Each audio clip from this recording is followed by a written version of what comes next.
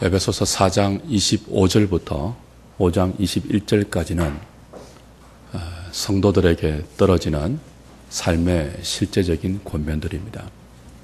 너희가 썩어져가는 구습을 쫓는 옛사람을 벗어버리고 하나님을 따라 의와 진리의 거룩함으로 지으심을 받은 새사람을 입었다면 그 새사람답게 살아야 하는데 그 새사람다운 실제적인 삶의 요구가 오늘 본문의 첫 번째는 거짓을 버리라 하는 것으로 떨어집니다. 그리고 참된 것을 말하라. 이는 너희가 지체가 됩니다. 그렇게 시작해서 분노의 문제, 도적질의 문제, 더러운 말의 문제, 이렇게 구체적으로 여러 가지 실제적인 성도의 삶에 어울리지 않는 지체의 관계를 파괴시키는 그런 것들을 사도는 우리에게 피하고 또 성도다운 삶을 위해서 꼭 실천해야 할 삶의 덕목들을 우리에게 가르치고 있죠.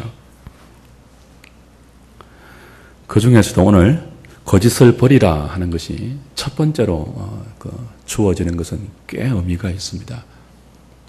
여러분, 예수 믿는 사람다운 삶의 첫 번째가 무엇으로 등장한다고요? 거짓을 버리는 거예요. 여러분이 성도답다 혹은 교회답다 이런 것을 떠올릴 때 가장 먼저 성도다운 것, 그리스도인다운 것 할 때 무엇을 보면 정말 저 사람은 그리스도인답다라고 말할 수 있겠습니까? 성경이 말씀하는 그리스도인다운 첫 번째 삶은 뭐라고요? 거짓을 버리는 것입니다. 참된 것을 말하는 것입니다. 왜 거짓을 버리라 하는 것이 성도의 실제적인 삶의 첫 번째 요구로 등장하는가 하면 우리가 믿음으로 살아가는 세상은 거짓으로 충만하기 때문에 그러합니다. 가만히 한번 보십시오. 우리네 삶과 우리 주위의 삶의 모습을 가만히 한번 들여다보면 속고 속이고 부풀리고 과장하고 숨기고 은닉하고 그런 것으로 사실은 충만합니다. 어떻게 하든지 이 세상은 자기를 숨기고 진실을 드러내지 않으려고 합니다. 참된 것을 말하려고 하지 않습니다. 왜냐하면 다 드러내는 순간, 참된 것을 말하는 순간 이용당할 수 있고 또 불이익을 당할 수 있고 속임을 당할 수 있다고 생각하기 때문이죠. 심지어 이 현대는요, 누가 더 잘 속이느냐, 누가 더 잘 진실을 그럴듯하게 포장하느냐에 따라서 유능함과 무능함이 갈라지기도 하는 것 같습니다. 뿐만 아니고 하나님의 생명이 없는 죄인들의 본성 속에는요, 거짓을 기뻐하는 경향들이 있습니다. 우리는 나는 아는데 다른 사람이 어떤 사실을 모르고 방황하고 혼란스러워하는 것에 원초적인 쾌감을 느낍니다. 이 말에 동의 안 하실 수 있지만 가만히 보면 인간이 그런 존재임을 어렵지 않게 인정할 수 있을 거예요. 우리 어렸을 때 많이 하던 놀이 가운데 수건 돌리기 놀이 있죠. 또 술래잡기 이런 거 있죠. 그거 어떤 놀이예요? 우리 그런 놀이 하면서 술래가 혹은 자신 뒤에 수건이 떨어진 것을 모르고 있는 사람들이 막상 자기 뒤에 수건이 있다는 것을 알게 되었을 때의 그 당혹스러운 표정, 혼란스러움, 그런 것들, 그런 다른 사람이 몰라서 혼란스러워하고 당혹스러워하는 것들을 우리는요, 즐긴다고요. 놀이의 내용으로, 놀이의 조건으로 속고 속이며 포장하거나 감추는 것이 놀이의 내용으로 등장하는 것이 꽤 많습니다. 우린 그걸 보면서 깔깔거리고 재밌다고 웃죠. 무엇을 반증하는가 하면 모든 그 죄인된 인간들의 습성 속에는 다른 사람이 진실을 몰라서 방황하고 헤매이고 당혹스러워하고 어려움을 겪는 그 모습을 즐기는, 거기에 묘한 쾌감을 누리는 그런 본성이 있다는 것을 의미해요. 조금만 정신을 차리고 우리의 삶을 가만히 들여다보면요, 우리 삶의 많은 부분이 정말 거짓이 많이 들어와 있던 것을 알게 됩니다. 속고 속이는 원리가 이 세상에 얼마나 많은지 몰라요. 실제보다 부풀리는 것은 거의 일상화되어 있습니다. 과장하는 것, 또 실제보다 축소하는 것, 감추고 왜곡하는 것, 그런 것들이 없이 있는 그대로 어떤 일이 진행되거나 있는 그대로 사람과 사람 사이의 관계가 아름답게 유지되는 것은 거의 찾아볼 수 없이 무엇인가 숨기고 무엇인가 부풀리고 무엇인가 속여서 세상은 많은 부분이 흘러가고 진행되고 발전됩니다. 이유는 딱 한 가지죠. 그렇게 해서 자기가 원하는 것, 자기가 추구하고 목표하는 것을 달성하기 위해서 사람들은 많은 부분 속이고 부풀리고 과장하고 축소하고 숨기고 은닉합니다. 참된 것을 말하면 자기만 손해본다는, 자기에게 불이익이 돌아온다는 그런 가치관이 은연중에 우리 가운데 팽배해 있죠. 그런데 이것이, 이 거짓이라는 것이 속이는 것, 과장하는 것, 부풀리는 것, 이런 것들은 어쩔 수 없이 특별한 경우에 정말 눈물을 머금고 이를 악물고 하는 그런 아픔이 아니에요. 지금은 속고 속이는 것이 보편화되었다고요. 그게 너무 자연스러운 것이 되었어요. 우리네 삶에. 그게 일상이 되었습니다. 속이는 것이, 부풀리는 것이, 과장하는 것이, 무엇인가 숨기는 것이, 참된 것을 말하지 않는 것이.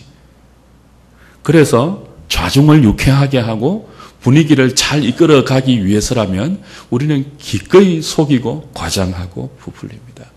그래서 우리에게 유익이 된다면 우리는 두 눈을 질끈 감고 진실을 말하지 않고 넘어가는 것이 보편화되어 있다고요. 세상이 그런 분위기로 거의 다 그렇게 별 문제의식 없이 흘러가고 있죠.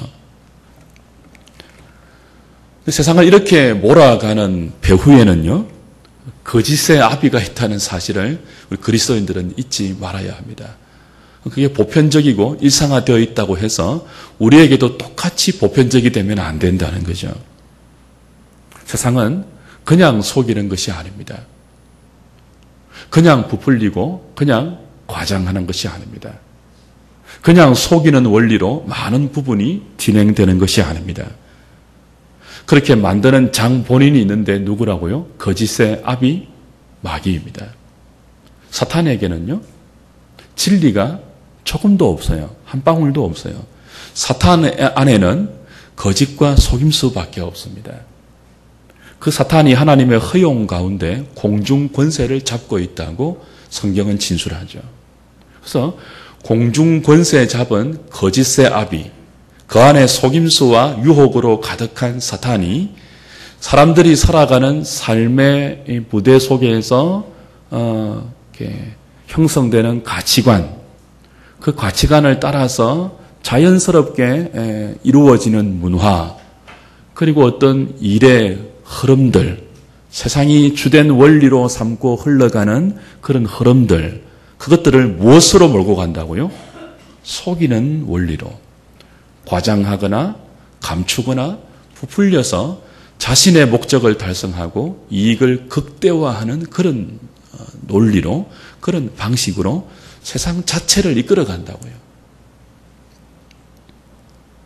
그래서 이제는 모든 것을 의심해야 되는 시대입니다. 여러분 그렇지 않습니까? 모든 것을 자기 눈으로 확인해야 되는 비극의 시대를 살고 있습니다. 눈으로 보지 않고 자기 귀로 듣지 않으면 의심할 수밖에 없는 불신의 시대를 우리는 살고 있습니다. 지금 제가 사용하는 폰이 3년이 다 돼가요. 그래서 이제 뭐 통화하다가도 그냥 시도 때도 없이 꺼져버립니다. 그냥 통화하고 있는데 어떤 폰을 가지고 어떤 기능을 수행할 때 갑자기 부팅이 새로 되어버려요. 난감한 때가 한두 번이 아닙니다. 이제 갈아야 되겠구나. 폰은 옛날에 이 폴더폰이 좋은 것 같아요. 그냥 쓸 수 있는 것, 전화만 할 수 있는 것. 요즘 스마트폰은 온갖 기능이 다 들어있어서 반년쯤 지나면 배터리가 거의 하루도 안 가죠. 저처럼 3년 되면요, 모든 기능이 거의 쇠퇴해야 됩니다. 수시로 꺼져버려요. 바꿔야 되겠구나 생각하고 있는데 이게 또 가격이 만만치 않잖아요. 스마트폰 최신식 쓸만한 것 한번 거기에 길들여지면요 편리하기 때문에 자꾸 좋은 것을 사야 돼요. 저만 해도 옛날 구닥다리 노트 1을 갖고 있는데 많은 것 할 수 있습니다. 인터넷 뱅킹 할 수 있죠.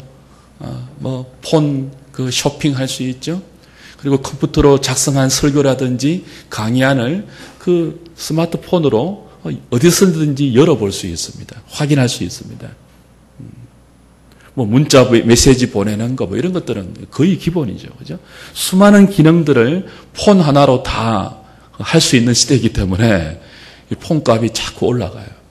그래서 이제 바꾸고 싶어도 조금 소위 말하는 할인이 되는 때를 기다리다 보니까 어제나 저제나 하고 있는데 요 며칠 전에 TV 홈쇼핑을 보니까 스마트폰 나온 거예요.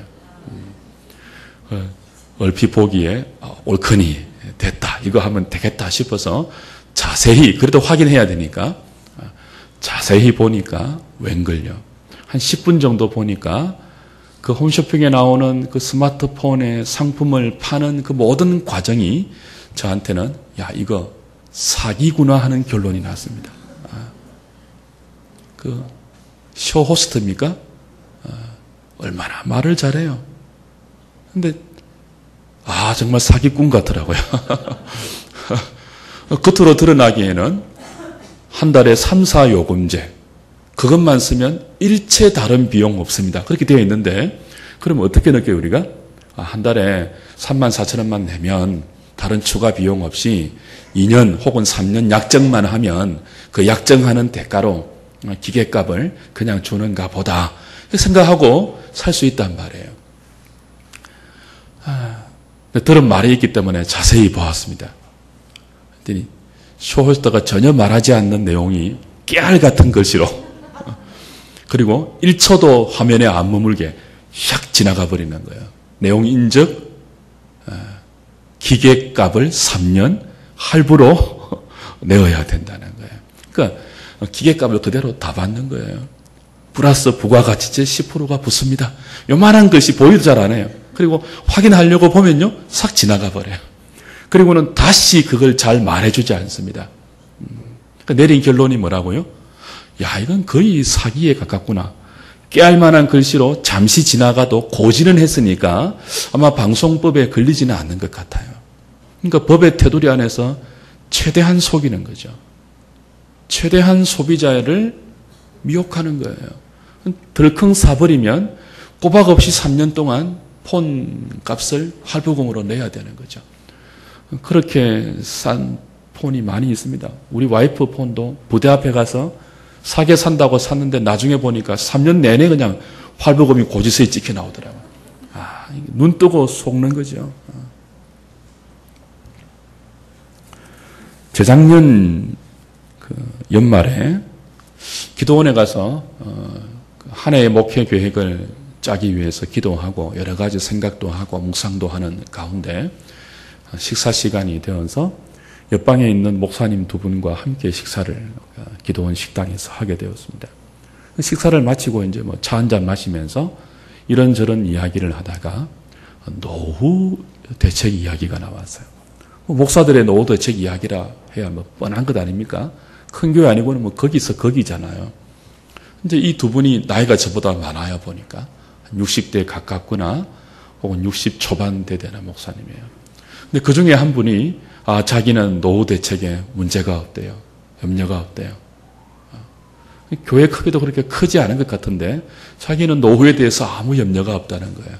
왜 그렇습니까? 라고 물으니까 보험을 들어놓은 게 있대요. 아직 들어가고 있는데 한 18년 정도 들어가고 있는데 이제 얼마 남지 않았다고. 이게 끝나면 자기는 한 달에 100몇십만 원씩 받는데요. 한 달에 얼마씩 넣는데요? 라고 하니까 아무리 계산을 해봐도 그렇게 넣고는 20년, 30년이 지나도 한 달에 100몇십만 원씩 나오는 제 상식으로 그런 보험은 없어요. 근데 그렇게 믿고 있는 거예요. 그래서 노후가 염려가 없다는 거예요. 목사님 잘못 알고 있는 것 아닙니까? 진짜 그런 상품이 있다면 저한테도 알려주십시오. 아마 그거 아닐 겁니다. 제가 알기로는 우리나라에 그런 상품 없습니다. 한 달에 100몇십만 원 주는 그런 그 연금보험이 목사님 어디 있습니까? 맞다는 거예요. 분명히 그렇게 들었다는 거예요. 그 사모님한테 전화로 확인을 해봅니다. 사모님도 그렇게 알고 있는 거예요. 그래서 저하고 다른 목사님 한 분이 그럴 리가 없다. 대한민국에 그런 상품 없다. 그 상품을 판 집사님에게 한번 확인해 보십시오. 그래서 막 우기고 저기고 하다가 결국은 전화를 했습니다. 발견한 사실이 뭘까요? 한 달에 100몇십만 원이 아니고 1년에 100몇십. 그러니까 한 달에 나누면 10만 원 조금 넘는 거예요. 그 목사님은 그날 저 때문에 완전히 실족할 뻔했습니다. 노후에 대한 찬란한 희망이 잿빛으로 바뀌는. 근데 자기와 자기 사모님은 그렇게 믿었대요. 그래서 한 25년 넘으면은 한 달에 100몇십만 원 주는 걸로 알아들었대요. 그렇게 설명을 했대요. 이렇게 내면 나중에 100몇십만 원 받습니다. 단서를 붙여야죠. 1년에. 그걸 말해주지 않는다는 거예요. 보험 파시는 분들이. 말해주는 순간 잘 안 되니까. 어리숙한 사람이 이제 속아서 들 수 있는 거죠. 한 달에 10몇만 원도 도움이 되겠지만 100몇십만 원과 비교하면 얼마나 암울한 현실입니까? 이런 홈쇼핑이나 보험 같은 이런 경우만이 아니고 사실 훨씬 더 많습니다. 제가 아는 어떤 권사님은 회사의 대표가 아니에요. 근데 어느 날 보니까 회사의 대표가 되어 있더라고요. 자기 집도 아닌데 어느 날 보니까 50몇 평에 살고 있어요. 소위 말하는 바지 사장이 된 거예요. 그 뭘 의미합니까? 그 회사가 만약의 경우 당할 수 있는 모든 법적인 책임을 다 뒤집어서야 한다는 것을 의미합니다. 그래서 그때 제가 알게 된 것이 많은 부분 우리나라에서 사업을 하시는 분들이 이렇게 자기가 직접 법적 책임을 지지 않고 자기 대신 바지 사장을 세워서 만약의 경우에 자기는 빠져나가는 것을 그걸 알게 되었습니다. 그러니까 많은 부분이 그렇게 흘러가고 있다니까요. 참된 것을 말하고 참된 것으로 우리의 삶이 이렇게 진행되는 것보다는요, 거짓으로 흘러가는 것이 굉장히 많습니다. 가만히 살펴보면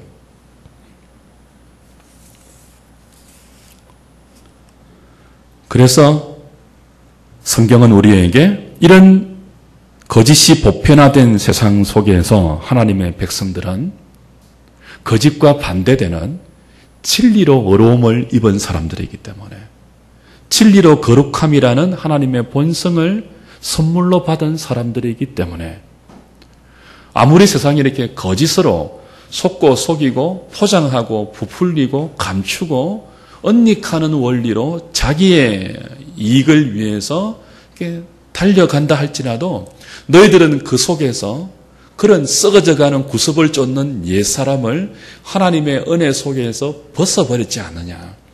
너희들은 이제 하나님을 따라 하나님의 성품인 어려움과 거룩함을 진리로 받아서 너희들 성품 속에, 너희들 내면 속에, 너희들 본성 속에 의로움이라는 새로운 생명이 심겨져 있지 않느냐. 의롭다는 것은 바르다는 뜻이죠. 그래서 그 바르지 않는 것, 거짓이거든요. 거짓은 모든 바른 것을 깨트려버리는 마귀의 본성입니다. 거짓은 모든 거룩한 것을 왜곡시켜버리는 사탄의 본질적인 습성입니다. 거기에 반해서 하나님을 따라 하나님의 형상으로 새로운 피조물로 지음받은 성도들은요, 모든 것을 바르게 하는 그 바른 근원 자체인 하나님의 의로움을 우리에게도 생명의 요소로 받았단 말이죠. 인생들 중에서 이 의로움을, 참된 의로움을 갖고 있는 사람은 예수 안에 있는 성도밖에 없어요. 거짓과 본성적으로 어울리지 않는 사람은 오직 그리스도인밖에 없어요. 그래서 성경은 뭐죠? 성도의 삶의 실제적인 삶의 권면을 첫 번째로 거짓을 버리라고 요구하고 있는 것입니다. 세상이 다 거짓으로 돌아가고 있으니까 참된 것을 말하지 않고 자기의 목적을 향하여서 질주하고 있으니까, 그러면서 그것이 썩어져 가는 것인지도 모른 채, 그것이 허망한 결과를 갖고 오는지도 모른 채 그렇게 달려가고 있지만 너희들은 거기에서 벗어난 존재들 아니냐. 거짓을 버리라. 참된 것을 말하라. 이렇게 떨어지는 거죠. 오늘 아침 창세기 묵상 본문에는 하나님께서 아브라함에게 자기를 부르신 목적과 소돔 고모라 성의 멸망에 대해서 말씀해 주는 그런 장면이 나왔죠. 거기서 우리가 늘 붙들어야 할 말씀 하나가 있었죠. 하나님이 아브라함과 그의 후손들을 불러 복의 근원으로 삼으신 목적을 말씀하셨는데 그 목적이 뭐죠? 의와 공도를 행하기 위해서다. 그렇게 말합니다. 여기 의가 바로 진리의 거룩하심으로 지으심을 받은 성도들에게만 있는 삶의 특징, 바르게 하는 것입니다. 체다카, 바르게 하는 것이에요. 그러니까 하나님이 아브라함을 부르고, 우리가 아브라함의 후예들이잖아요. 믿음의 사람들이잖아요. 그 후손들을 믿음의 사람으로 세우신 목적 중에 하나는 거짓으로 충만한 세계 가운데 하나님의 복을 흘려보내고 복의 근원이 되도록 하기 위해서입니다. 근데 그 복이 어떤 복이에요? 의와 공도의 복이에요. 체다카의 복이에요. 바른 복이에요. 거짓으로 모든 것이 왜곡되어 있거든요. 사탄의 속임수 때문에 모든 하나님이 만드신 바른 관계, 바른 사물들의 본질이 파괴되어 있고 어그러져 있단 말이에요. 부풀려져 있고 과장되어 있단 말이죠. 숨겨져 있고 왜곡되어 있습니다. 그런데 그 속에서 하나님은 당신의 성품인 의로움을 진리로 그의 택한 백성들 가운데 새로운 성품으로 심어주시고 그 의로운 성품을 가진 사람들에게 거짓을 버리라고 말씀하신다고요. 거짓을 버리고 참된 것을 말해서 하나님이 만드신 바른 세계의 모습으로, 바른 사람과 사람 사이의 모습으로 너희들이 의와 공도를 행하는 백성 되어야 한다. 참된 것을 말하라.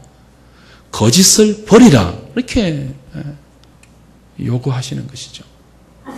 그래서 이건 굉장히 우리가 유념하고 기억해야 될 성도의 삶의 기본적인 태도요, 자세입니다. 무엇이요? 거짓을 버리는 것. 그래서 우리가 우리의 삶을 좀 잘 점검할 필요가 있어요.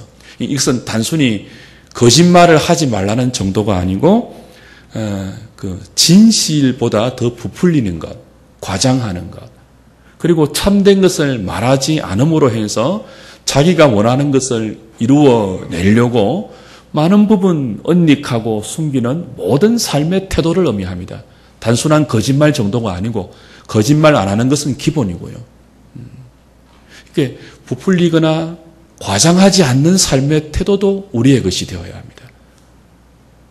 그러니까 우리의 삶을 잘 돌아보시고 나에게 혹시나 일상화되어 있는 부풀리는 습관이 있다면 버려야 하는 거죠. 말을 해도 과장하는 습관이 있다면 버려야 돼요.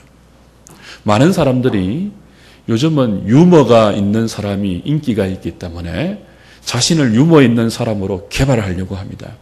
근데 많은 부분 좌중을 웃기고 또 자신이 유머 있는 사람임이 그 회중들 가운데 인정받는 경우는요, 부풀리는 것입니다. 속이는 것입니다. 과장하는 것입니다. 그런 식으로도 사람들은 뭐예요?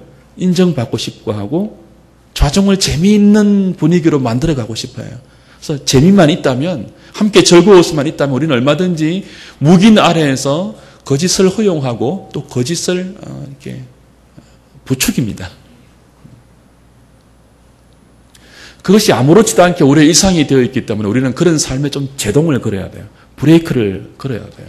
아, 이게 정당한 게 아니구나. 이게 하나님 보시기에 좋은 게 아니구나. 우리 속에 있는 새로운 성품인 어려움의 성품과도 맞지 않는 것이구나. 그렇게 해서 기쁨을 느끼는 삶의 태도는 나한테 어울리지 않는 것이고 성령이 단식하는 것이구나 하는 것들을 기억하고 우리 삶에 들어와 있는 거짓된 요소들, 참된 것을 말하지 않는 요소들, 숨기거나 과장하거나 부풀리고 있는 그런 요소들을 거짓말과 더불어서 버려야 하는 것이죠. 그때 비로소 의와 공도가 우리를 통해서 거짓으로 충만한 세상 가운데 조금씩 흘러갈 수 있는 것입니다. 그것이 이 땅에 하나님이 교회를 세우신 이유이고 아브라함과 그의 후손들을 믿음의 사람으로 부르신 이유죠. 의와 공도를 행하게 하기 위해서다. 마지막으로 우리가 좀 기억해야 될 것은 이 거짓을 버리라. 그리고 참된 것을 말하라. 그 다음에 따라 나오는 이는 왜냐하면 너희가 서로 지체가 됨이라 하는 말씀을 기억할 필요가 있습니다. 하나님께서 모든 성도들에게 거짓을 버리라고 말씀하시는 가장 근본적인 이유는 너희가 지체가 되기 때문에 그렇다는 거예요. 그러니까 이건 뭐 나중에 다음 주에 볼 분노 문제와도 화 문제와도 연결이 됩니다. 그 성도들에게 떨어지는 실제적인 삶의 요구는 지체를 깨트리면 안 된다는 원리에서 적용되는 것입니다. 왜 우리가 거짓을 버려야 합니까? 왜 우리가 참된 것을 말해야 합니까? 그것이 지체를 유지하는 길이기 때문에 그래요. 거짓을 가지고 지체를 대하면 지체의 관계가 깨어지기 때문에 그래요. 과장하거나 부풀리거나 속이거나 감출 때 그건 바른 지체의 관계가 되지 않는다는 거죠. 그래서 에베소서 4장 후반부부터 5장 전반에 걸쳐서 사도가 권면하는 성도의 실제적인 삶의 요구를 우리가 가만히 보면 거의 공동체에 관한 것, 다른 사람과의 관계에 관한 것임을 쉽게 알 수 있습니다. 그러니까 신앙은 혼자 거룩한 것 아니에요. 혼자 바른 것 아니에요. 신앙은 하나님과 우리의 관계가 바르게 회복되는 것이고 나아가서 뭐죠? 다른 지체와의 관계가 우리의 어려움으로 말미암아 우리가 버리는 거짓된 삶의 태도로 말미암아 바르게 유지되고 바르게 자라가는 것이 신앙입니다. 그래서 지체와의 관계를 깨트리는 모든 것은 사실 죄에 해당되는 거예요. 교회 안에는 언제나 유익이 되느냐 이걸 논하기 이전에 지체와의 관계를 우리가 그 머릿속에 두고 신앙생활을 하는 훈련이 필요하죠. 야, 이거 내가 이렇게 과장하거나 혹은 이렇게 숨기거나 혹은 이렇게 속이거나 혹은 이렇게 참된 것을 말하지 않는 그런 나의 모습 때문에 혹시나 우리 지체 가운데 상함을 받거나 또 깨트려지거나 실족하거나 그런 부분은 없는지를 늘 염두에 둬야 되는 거예요. 말이 나온 김에 교회가 이런 지체의 관계를 덜 중시하기 위해서는요, 반드시 기억해야 될 몇 가지 원리가 있어요. 그건 우리의 연약함을 인정해야 되는 것입니다. 모든 교우들의 관계는요, 지체의 관계로 더 아름답게 유지되고 발전해야 되는 것이지, 거래의 관계가 되면 안 돼요. 무슨 관계가 되면 안 된다고요? 거래의 관계가 되면 안 돼요. 지체의 관계가 거래의 관계로 바뀌면 많은 위험성이 따라옵니다. 성도 간에 그 부당한 상거래 혹은 부당한 그 금전 거래가 굉장히 위험한 것이 거기에 있어요. 이런 것들이 지체된 우리 사회 가운데 파고들어오는 순간 지체의 관계는 거래의 관계로 혹은 채무의 관계로 바뀌어 버립니다. 아름답게 자라지 못할 경우가 많이 있어요. 조심해야 합니다. 저는 젊었을 때 저희 부모님이 사업을 하다가 어려움을 겪을 때 눈으로 똑똑히 보았죠. 온몸으로 체험했죠. 우리 외가 쪽의 친척의 거의 모든 채널을 통해서 우리는 돈을 빌렸습니다. 부모님 사업이 어려울 때. 그래서 이모들, 외삼촌이 전부 우리 집에 돈을 빌려주었어요. 꽤 큰 돈들입니다. 그 돈을 빌릴 때 우리 부모님의 마음은 하나님께서 은혜를 주셔서 우리가 하는 사업이 어려움을 극복하고 잘 되어서 몇 배나 갚아줄 소원을 가지고 빌렸죠. 다 신앙이 있는 분들이어서 그렇게 기대하고 또 빌려주었는지 모르겠습니다. 결과는 뭘까요? 아무도 갚아주지 못했습니다. 많은 아픔을 겪었어요. 지금도 제 막내 이모를 보면은 우리 부모님이 행한 일이지만 제가 늘 죄책감이 있어요. 얼마나 고생했는지 제가 보았거든요. 정말 고생했거든요. 참된 것을 말하는 것은, 거짓을 버리라는 것은 우리의 연약함을 인정하는 것이 포함되어 있어요. 참된 것. 그 친척의 관계라 할지라도 형제의 관계라 할지라도 이 돈이라는 것은 우리의 마음처럼 그렇게 되는 게 아니에요. 그걸 인정하는 게 겸손입니다. 내가 어려울 때 그 형제의 도움을 받아서 이 어려움을 잘 극복하면 좋겠다는 것이 우리의 마음인데, 아까 우리 장로님 기도한 것처럼 인생이 녹록지 않습니다. 우리 뜻대로 되는 게 인생이 아니에요. 그걸 우리는 인정합니다. 그래서 우리 마음과 달리 갚지 못할 경우가 생길 수 있다는 것을 빌려주는 사람도 빌리는 사람도 인정될 때, 그건 더 이상 채무와 채권이 아니고 사랑이 됩니다. 손해볼 각오를 하고 주는 거예요, 내 것을. 그건 거래가 아닙니다. 그건 지체를 세우는 거예요. 여러분, 그런 자신이 없으면 거래하지 마세요. 만약에 그렇게 해서, 만약에 상상하기 힘든, 싫은 그런 현실이 되었을 때 능히 감당할 수 있을 때만 하시라고요. 그렇지 않을 때는 성도 간의 금전 거래는 큰 시험의 빌미가 됩니다. 지체가 원수가 됩니다. 상거래도 상거래도 조심하십시오. 이는 거짓을 버리라, 참된 것을 말하라. because 따라 나오는 게 뭐라고? 너희가 지체가 됩니다. 지체된 관계가 깨트리는 것이 거짓이라면, 많은 경우 우리의 삶에 우리의 진심과 달리 현실은 다르게 나타나는 의도치 않는 거짓이 많이 있을 수 있다는 것을 인정하는 것이 참된 것이에요. 참된 것. 그 참된 것을 말할 때 우리는 겸손할 수 있습니다. 남에게 함부로 자신의 야망과 자신의 계획과 자신의 생각을 부풀려서 말할 수 있는 것은 겸손할 때입니다. 현실이 내 생각대로 되지 않다는 것을 인정하는 겸손에서 우리는 함부로 말하지 않을 수 있고 부풀리지 않을 수 있습니다. 현실이 내 기도와 내 소원대로 되지 않을 수 있다는 그 냉엄한 판단 아래서 하나님을 의지하는 것이 무엇인지를 믿음으로 배워가는 겸손한 사람이 말을 함부로 하지 않을 수 있고 지체와의 관계도 신중하게 아름답게 풀어낼 수 있으며 그 사람의 얼굴과 삶을 대하는 태도와 표정과 모든 것을 통해서 상대방을 시험 들게 하거나 화나게 하거나 실족하게 하는 사람이 아니라 그 사람의 말과 태도와 그렇죠? 행동과 모든 것들을 통해서 다른 사람을 세우고 격려하고 바르게 하는 삶이 될 수 있는 것입니다. 그게 참된 것을 말하는 거예요.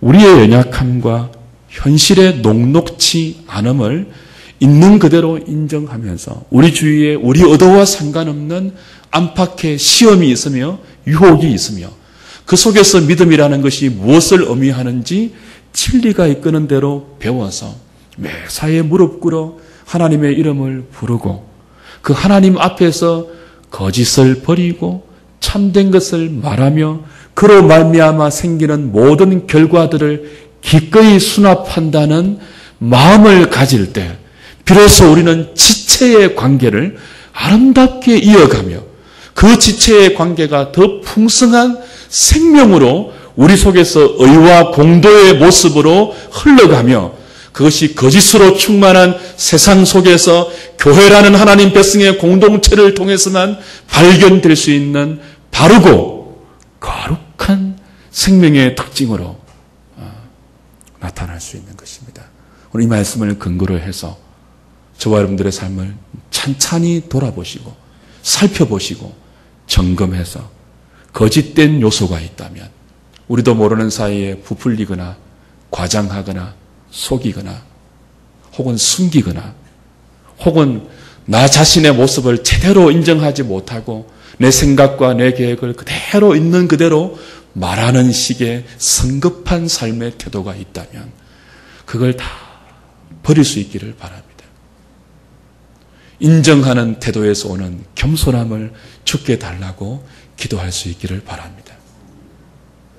그래서 주께서 우리를 통하여 의와 공도를 이 거짓으로 충만한 세상 가운데 잘 흘려보내는 복의 통로로 쓰임받는 저와 여러분 될 수 있기를 주님의 이름으로 부탁을 드립니다.